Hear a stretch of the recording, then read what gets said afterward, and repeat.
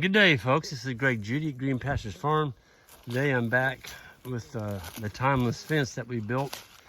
This has been in for 3 years, and we put a sheep wire, which is down there at 9 inches, and then we also put a cattle wire at about 28, which is just about perfect. I can step over that, and those are the 1.5 inch timeless.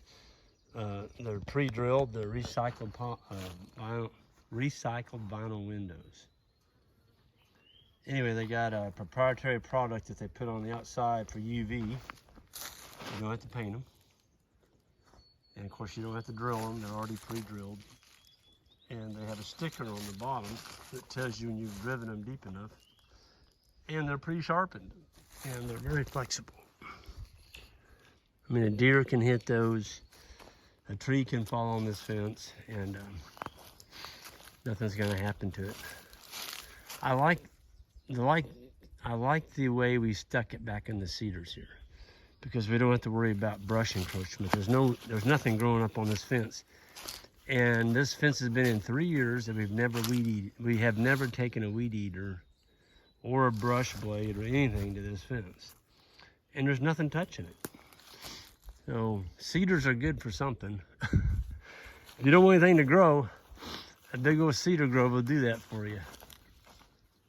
And you know, this is not a bad area to be in the wintertime for cattle or even sheep. They can get in out of the weather, and they're pretty happy in here. But I'm extremely happy with these timeless posts. They've got everything that I'm looking for in a good post. You can see we wired them on the outside, and then we came on down to the next section. We actually ran it through the center. I just wanted to do both for a comparison, and you know, I don't have a problem with either one. These are the daisy tensioners, and that is one heck of a good tensioner. That's because you don't have to cut the wire. You just set it over the wire and twist it, and you put that key, that shape like a V right there. You put that key in there and you're done.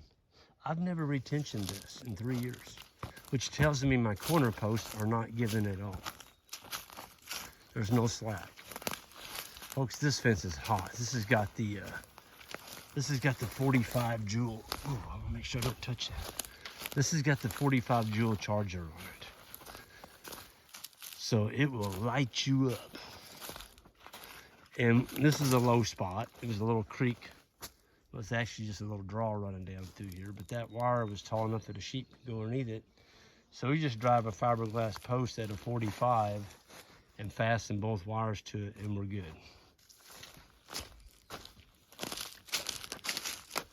There's an old dead branch. I mean, I can't believe there's just no vegetation down here underneath these cedars. So basically what I'm saying is there's no fence maintenance, and the posts are just doing 100%. Now for corners, on this particular section, I was pulling 2 wires, and because of where the corner post is, you can't really get anything in here to drill a hole.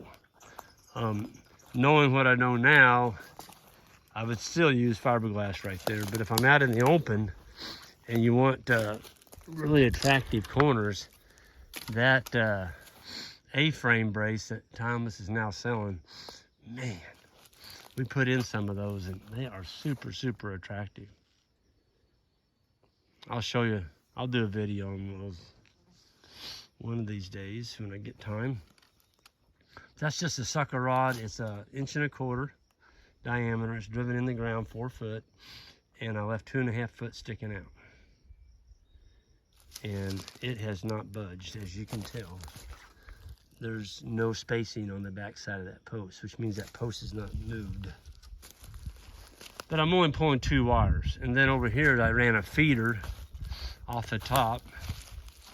I ran it up into that tree, and it goes out to that pond. I've got a pond over there that's being fed power around it with this timeless fence. If this is your perimeter, let's just say this is the wire that went around your whole farm. I would add another wire here. I'd run 3. If I'm against a road, I'm gonna run 4 to 5 wires. I just don't want my livestock out on the road. And if I'm gonna be running cattle against a blacktop, I'm not gonna have a 30-inch wire for my top. That's gonna be 42 inches. You know, it's gonna be more up here. You just can't afford, folks, to have your animals get out. If you do, and one gets hit by a vehicle, you're in bad shape. I'm gonna step over here and show you. This is the pond. You couldn't see it, but now you can. There it is.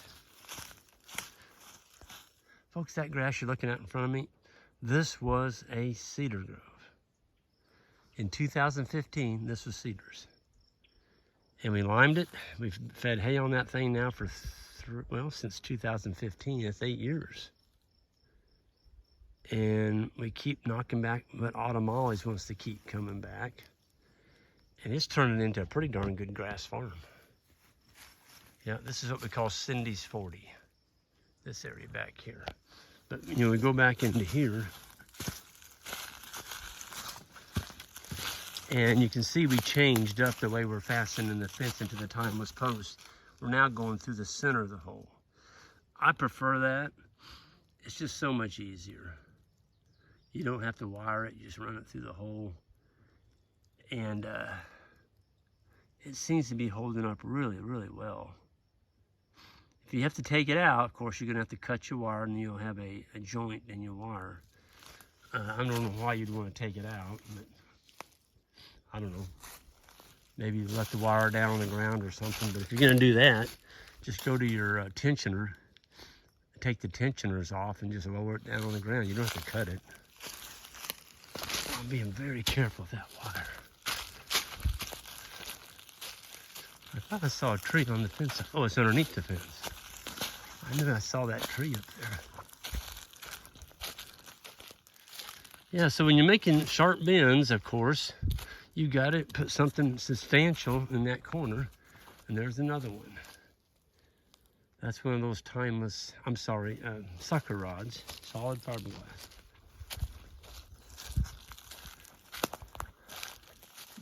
It just keeps going. It's probably to the end down there, it's a good half a mile. And we're making bends all down through these cedars, just keeping it out of the pasture. Don't have to worry about it. So I'm really happy with the timeless, the way they're performing. And you know, it's a good product. I don't recommend a lot of products because if I don't use them, I'm not satisfied with them, I'm not gonna recommend them. Yeah, I do carry some product. I don't sell a lot, but I do, you know, if folks want to use it, mention my name when you order some. I do get a small commission. I'm going to be upfront about that. And I don't feel bad about that because I've taken and used about everything there is, and a lot of it doesn't work. When you find something that does work, and it'll save people money and pain and years and labor and rebuilding fence, folks, I'm all about that. Build it once and be done with it. And building fence is hard work and it's expensive. And if you build it crappy, I had a guy the other day picking up a bull. And he's like, Greg, I got on that farm that I got and it had all these steel posts on it with those stupid yellow offset clippy things all over the steel posts. And, well, it's what I had, so he went with it. And he's been almost ready to pull his hair out. Every time he gets home, his fence is dead. One of them stupid clips have came off of a steel post. It's laying against the steel post, and he's got to go out there and find it. Why would you want to do that? I've got better things to do with my time than walk a fence every night, checking my steel post to see which one's shorting out your fence. And these are non-conductive. They're non-conductive. You don't need an insulator. Just go with it. Go with what works. Don't try and reinvent the wheel. That's what I'm all about. If I can save you all the grief of building a fence twice, that's what it's about. And building a fence that's effective and it's attractive. No painting, no drilling, no sharpening on the end. Just drive it like the steel post driver. Piece of cake. If you're in rocky ground, you're gonna have to get a rock core bit. They sell them. Well, I think Timeless Fences got them. Drill you a hole, then drive your post in. But in our area, we don't have rock. We have a lot of heavy clay, and they drive really slick. So with that, I'm gonna get out of here. The deer flies are coming out, and they're buzzing me and biting me in the middle of my back. I'm gonna get out of here. Folks, have a good one. Hit that subscribe button on the way out, and everyone have a great day, and we'll see you next time.